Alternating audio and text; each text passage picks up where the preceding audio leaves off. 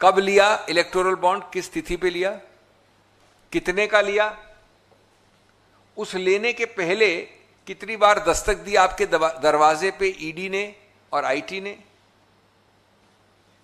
उस दस्तक के बाद आपको कितनी प्रताड़नाएं सहनी पड़ी, कभी जेल के अंदर या जेल के बाहर, और उसके बाद ये जादुई छड़ी हुई कि आपने खरीदा इलेक्टोरल बॉन्ड, आपने स्वतः खरीदा, ये आपको विश्वास दिलाया जा रहा है, स्वतः इन्वर्टेड कॉमर्स में है, इलेक्टोरल बॉन्ड खरीदा, और उस जादुई छड़ी के बाद या तो आप रिहा हो गए या आपके पूरी कार्रवाई पे ढील दी गई। इसके ये तीसरा पक्ष है, इसके उदाहरण दसों हैं, मेरे काबिल मित्र आपको कई उदाहरण देंगे। एक उदाहरण है गेमिंग के विषय में, हैदराबाद से है। दूसरा उदाहरण है उन व्यक्तियों का जिनके केसेस आपके सामने आए, वो भी हैदराबाद से हैं। उनमें से कोई अप्रूवर बना, किसी ने किस्सा कहानी सुनाई पहले बिल्कुल विपरीत बोलने के बाद, और अंत में उनको छोड़ा गया या बेल मिली इलेक्टोरल बॉन्ड्स बहुत बड़े बड़े अमाउंट्स के खरीदने के बाद। तीसरा उदाहरण एक ऐसी कंपनी का है जिसको लगता है वो एक ही कंपनी है जो सभी इंफ्रास्ट्रक्चर कॉन्ट्रैक्ट्स ले लेती है भारत सरकार के, जम्मू कश्मीर से लेकर दक्षिण तक जो बड़े बड़े कॉन्ट्रैक्ट्स होते हैं वो वही लेती है। इसने लगभग 1000 करोड़ या 900 करोड़ का आंकड़ा एक कंपनी का इलेक्टोरल बॉन्ड्स खरीदे हैं। कई कार्रवाई हो रही हैं, हुई, चली, रुक गई, थम गई। उसके बाद इस प्रकार की और कंपनियां हैं आंध्र प्रदेश में, मैं तेलंगाना की बात नहीं कर रहा हूं जहां के और उदाहरण थे, दक्षिण में, इत्यादि इत्यादि। और कई तो ऐसे उदाहरण हैं, ये सब आपको हम एक लिखित रूप में देंगे, छपा हुआ है, आप ही लोगों ने छापा है।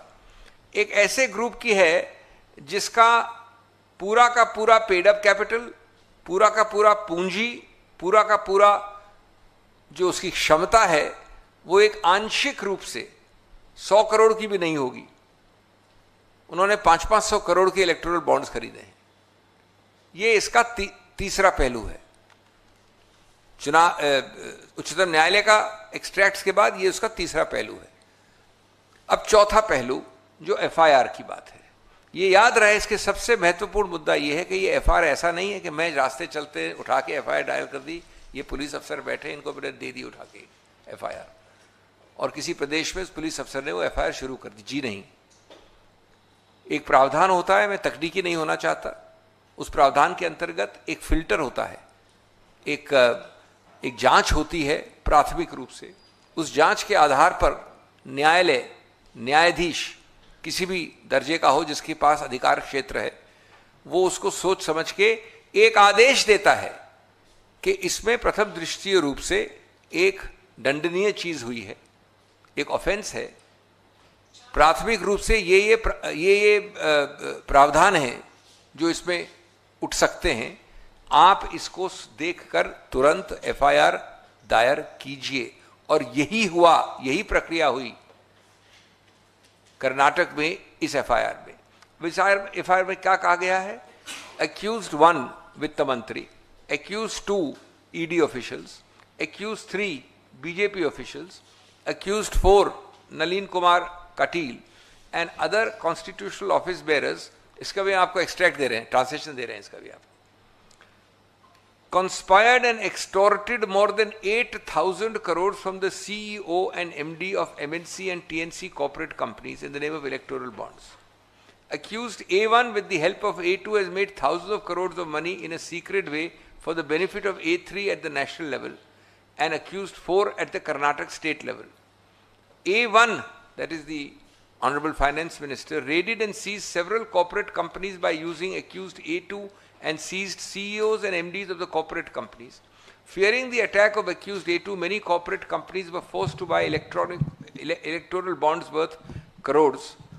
उसके बाद नाम दिए हैं, आंकड़े दिए हैं, 230 करोड़ एक केस में और कई करोड़, सब लिखा है एफआईआर में। और अंत में लिखा है कि इन प्रावधानों के अंतर्गत, इन आईपीसी और आजकल जो नई संहिता है उसके अंतर्गत ये आरोप बनता है। और कुल आंकड़ा है 8,000 करोड़ का।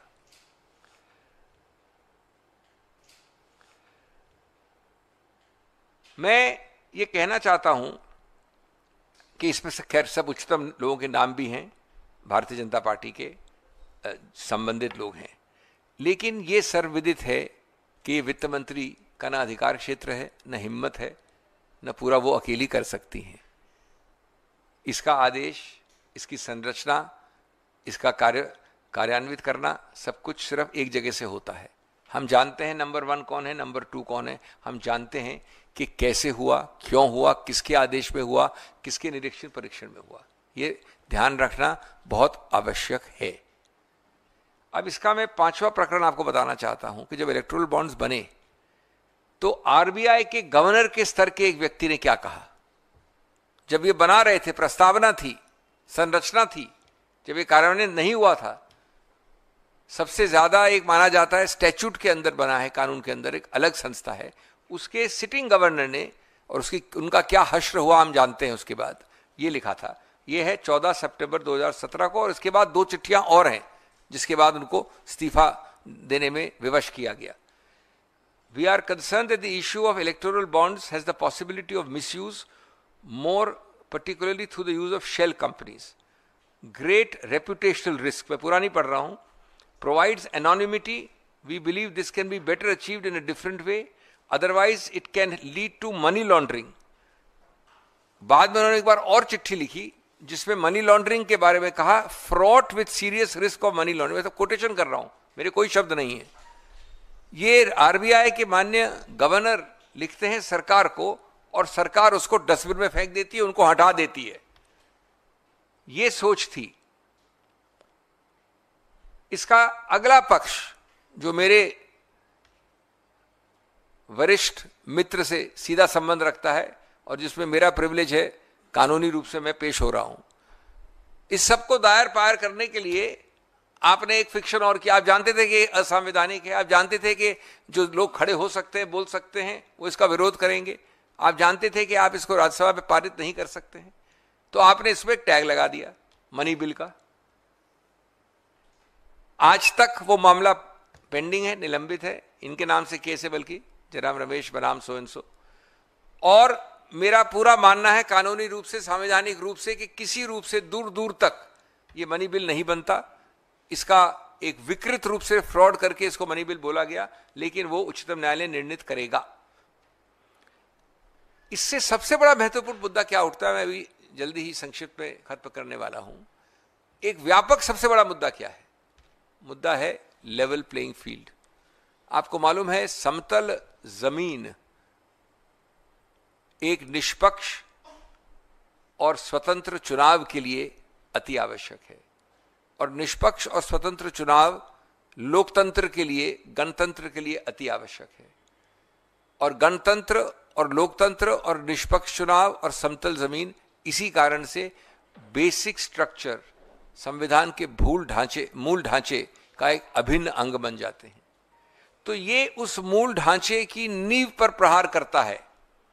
और इस बात को एक प्रकार से 2015 की लॉ कमीशन रिपोर्ट ने पूर्वानुमान कर दिया था, यद्यपि उस वक्त इलेक्टोरल बॉन्ड्स नहीं आए थे। उन्होंने पूरी लॉ कमीशन की रिपोर्ट लिखी है, 255वीं रिपोर्ट, कि आप किसी भी, मैं पढ़ नहीं रहा हूं उसको, कोटेशन को नहीं पढ़ रहा हूं, लेकिन मैं आपको संक्षिप्त बता रहा हूं उसको, मेरे पास सामने कोटेशन है। किसी रूप से येन केन प्रकारेण, तौर तरीके बदलकर, चालाकी से, जहां आप रुपया ले आते हैं, तो रुपया, it is undeniable that financial superiority translates into electoral advantage, and therefore richer candidates and richer parties have a greater chance of winning elections, and so on. ये सीधा हमारे गणतांत्रिक लोकतांत्रिक सिस्टम के ऊपर एक जबरदस्त प्रहार है। तो इसलिए दोस्तों, मैं अपनी बात को अंत करना चाहता हूं ये कहकर कि इलेक्टोरल बॉन्ड्स स्कीम EBS और कुछ नहीं है, सिर्फ एक्सटॉर्शनिस्ट बीजेपी स्कीम EBS, सिर्फ वही है। ये है एक नया वर्जन, एक नया जुमला उस पुराने जुमले के ऊपर, खाऊंगा भी, चुराऊंगा भी और वसूली के लिए सताऊंगा भी।